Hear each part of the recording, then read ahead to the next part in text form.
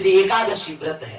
समस्त विश्व में कोई ऐसा नहीं जो एकादशी व्रत की महिमा न जानता हो। एकादशी का प्रादुर्भाव और एकादशी जी की जो महिमा है उसके विषय में थोड़ी चर्चा करते हैं। सतयुग में शंखासुर का पुत्र मुर नामक दैत्य हुआ। शंखासुर को भगवान विष्णु ने मार डाला। इससे मुर को बड़ा दुख हुआ। इसका बदला लेने के लिए वो वन में जाकर मुर दैत्य घोर तपस्या करने लगा। उसके तपस्या से संतुष्ट होकर सर्व सामर्थ्यशाली भगवान ब्रह्मा जी उसके समीप आए और उससे कहा कि तुम वरदान मांग लो। ये सुनकर मुर दैत्य बोला कि हे वरदाता नाथ, देवता, दैत्य, मुनि, मनुष्य, शिव, विष्णु और बड़े बड़े लोकपाल, दिक्पाल, जहां तक आपकी सृष्टि है, मुझे कोई समर में न जीत सके न कोई मार सके, ऐसा वरदान दीजिए। इतना उसने तप किया मुर दैत्य ने कि भगवान ब्रह्मा को विवश होकर के ऐसा ही हो तथास्तु, ऐसा ही हो कहना पड़ा। अब ब्रह्मा जी ऐसा कह करके अपने लोक को चले गए। अब जो असुर है वो वर पाकर के बड़ा बलवान हो गया। जिस लोकपाल के पास जाता ललकार कर उसे परास्त कर देता, क्योंकि मर सकता नहीं। ब्रह्मा जी ने ऐसा वर दिया है।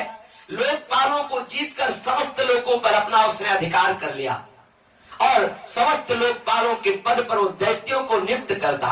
दैत्य सदैव विपरीत भावना वाले, समस्त ब्राह्मणों को, भक्तों को, गाय को, ऐसे सब संतों को सताना, मारना, काटना, महान अत्याचार मुर दैत्य के द्वारा फैल गया। दुखी होकर के समस्त देवता भगवान शंकर जी के पास गए। भगवान शंकर जी सबको आश्वासन दिए, क्योंकि वो कल्याण स्वरूप है। जब जब कोई भारी विपत्ति पड़ती है तो समस्त देवता महादेव जी के पास जाते हैं, फिर महादेव जी उपाय बताते हैं। जैसे समुद्र मंथन के समय हलाहल विष निकला तो किसी भी देवता की ताकत नहीं कि चख सके। महादेव जी के पास गए और प्रार्थना की तो आज भी भगवान शिव को नीलकंठ कहा जाता है, उसे धारण करते हैं।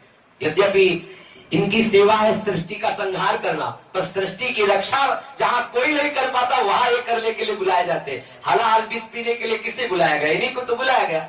सब देवताओं ने भगवान शंकर से कहा हमारी रक्षा करो। भगवान शंकर ने आश्वासन दिया और स्वयं देवताओं एवं अपने पार्षदों के सहित युद्ध के लिए ललकारा। मुर दैत्य ने बहुत भयंकर युद्ध किया, लेकिन युद्ध में विजय मुर दैत्य की हुई, क्योंकि आशीर्वाद है भगवान ब्रह्मा जी का। अब देवताओं ने देखा दैत्यों की तो प्रबल सेना बढ़ती चली आ रही है। अब भगवान श्री हरि का स्मरण किया, भगवान विष्णु का कि हे नाथ, आप ही अब रक्षा कर सकते हो। भगवान श्री विष्णु जी ने सुदर्शन चक्र का स्मरण किया और मुर दैत्य पर प्रहार किया, पर ब्रह्मा जी के वरदान प्राप्त होने के कारण भगवान के प्रिय पार्षद सुदर्शन ने उसको ऐसे घूमकर परिक्रमा करते हुए आकर भगवान के हाथ पर विराजमान हो गए, क्योंकि ब्रह्मा जी भगवान श्री हरि के ही अंश से प्रकट हुए। वरदान की मर्यादा रखने के लिए सुदर्शन चक्र जी समीप से जाकर वापस आ गए, लेकिन मुर दैत्य को मारा नहीं। अब तो हाहाकार मच गया कि अब ये प्रलयंकारी दैत्य जब भगवान शिव के वश में नहीं हुआ, बड़े बड़े लोकपालों को अपने अधीन कर लिया और भगवान विष्णु का सुदर्शन चक्र भी वापस हो गया, अब क्या होगा? सब देवता भगवान विष्णु से प्रार्थना करने लगे। भगवान श्री हरि अद्भुत लीला बिहारी है। भगवान विष्णु युद्ध छोड़कर भाग चले।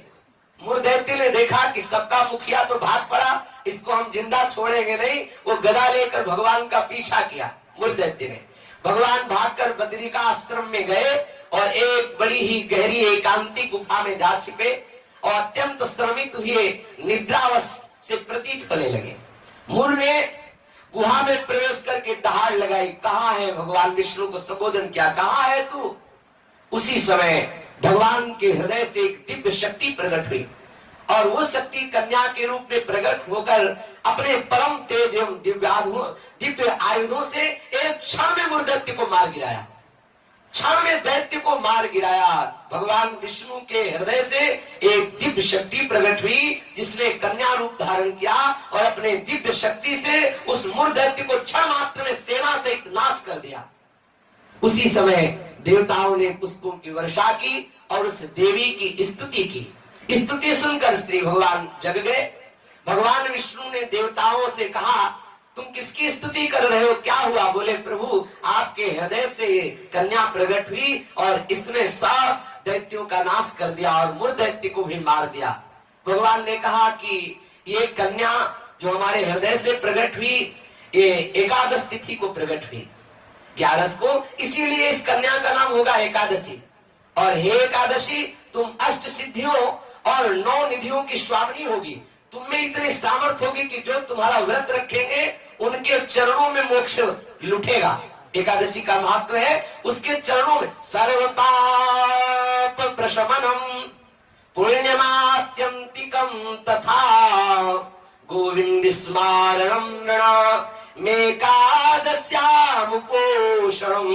जो एकादशी का उपवास करेगा वो निष्पाप हो जाएगा। जो एकादशी का उपवास करेगा वो बड़ा पुण्यात्मा होगा। जो एकादशी का उपवास करेगा उसे गोविंद के चरणारविंद की भक्ति प्राप्त होगी। श्री भगवान विष्णु ने कहा जो तुम्हारा व्रत करेगा, वो चाहे स्त्री हो चाहे पुरुष हो, वो जो कामना करेगा उस कामना की पूर्ति हो जाएगी। यदि कोई कामना नहीं करेगा तो मेरी भक्ति प्राप्त हो जाएगी। एकादशी व्रत 3 दिनों के साथ होने वाला बताया। 10वीं से व्रत का उपक्रम शुरू होता है और द्वादशी को उस व्रत का उपक्रम पूर्ण होता है।